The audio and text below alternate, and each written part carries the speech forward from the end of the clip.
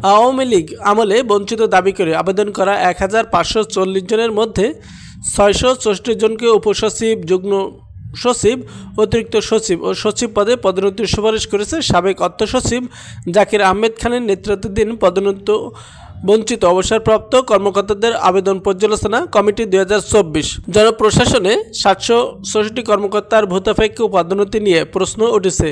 কেউ কেউ প্রকাশ্যের সমালোচনা করেছেন। বর্তমান কর্মকর্তাদের মধ্যেও ক্ষোভ তৈরি হয়েছে। মঙ্গলবার সকালে কমিটির পক্ষ থেকে প্রধান উপদেষ্টা অধ্যাপক মোহাম্মদ ইউনূসের কাছে সুপারিশ জমা দেওয়া হয়েছে। জমা পড়া আবেদনের মধ্যে 13টি আবেদন কমিটির এখতিয়ার বহির্ভূত হওয়ায় বিবেচনায় নেওয়া হয়নি বলে কমিটির প্রতিবেদনে উল্লেখ করা হয়েছে। জনপ্রশাসনে দ্বিতীয় সর্বোচ্চ পদ অতিরিক্ত সচিব থেকে অবসরে যাওয়া কর্মকর্তাদের বঞ্চিত দেখানো সঠিক কিনা সেই প্রশ্ন তুলেছেন কেউ কেউ। তারা বলেছেন, সবাই তো আর সচিব হবেন না। পাশাপাশি একটি ব্যাচের অনেক বেশি কর্মকর্তাকে সচিব পদে পদোন্নতি দেওয়া, জ্যেষ্ঠতা লঙ্ঘন করে পদোন্নতি দেওয়ার অভিযোগ উঠেছে। অর্থ সংকটে থাকা সরকার কেন এত তড়িঘড়ি করে অবসরপ্রাপ্তদের সুবিধা দিতে অগ্রাধিকার দিল, সেটা নিয়েও কথা বলছেন কেউ কেউ। জুলাই গণঅভ্যুত্থানে ক্ষমতাচ্যুত আওয়ামী লীগ সরকারের প্রায় 16 বছরে অবসরে যাওয়া 766 জন কর্মকর্তাকে ভূতাপেক্ষ পদোন্নতি দিয়ে গতকাল রোববার প্রজ্ঞাপন জারি করে জনপ্রশাসন মন্ত্রণালয়। তারা এখন পদোন্নতি পাওয়া পদ অনুযায়ী মর্যাদা ও আর্থিক সুবিধা পাবেন। এদিকে সাবেক অতিরিক্ত সচিব মাহবুব কবির মিলন সামাজিক যোগাযোগ মাধ্যমে ফেসবুকে বিষয়টি নিয়ে একটি পোস্ট দিয়েছেন।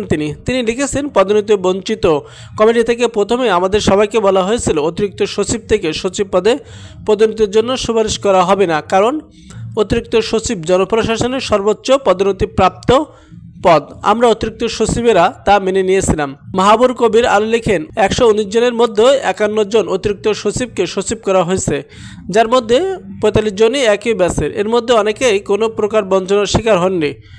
জুলাই গণঅভ্যুত্থানে 5 আগস্ট আওয়ামী লীগ সরকারের পতন হয়। 8 আগস্ট গঠিত হয় অন্তর্বর্তী সরকার।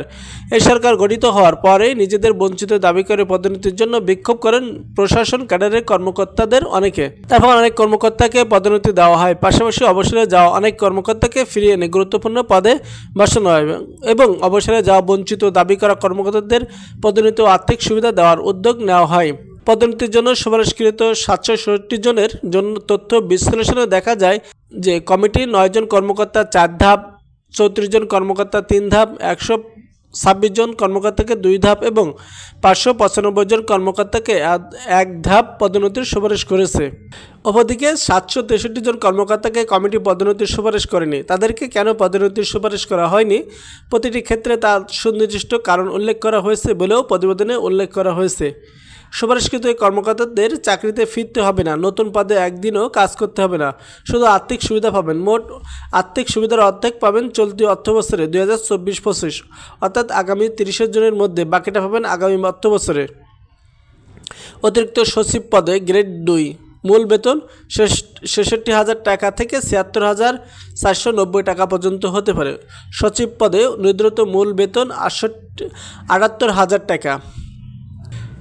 বর্তমানে প্রধান উপদেষ্টার মুখ্য সচিব, মন্ত্রিপরিষদ সচিব, জনপ্রশাসন সচিব, সড়ক পরিবহন সচিব, স্বরাষ্ট্র সচিব সহ গুরুত্বপূর্ণ একটি মন্ত্রণালয়ের সচিব 82 ব্যাচের।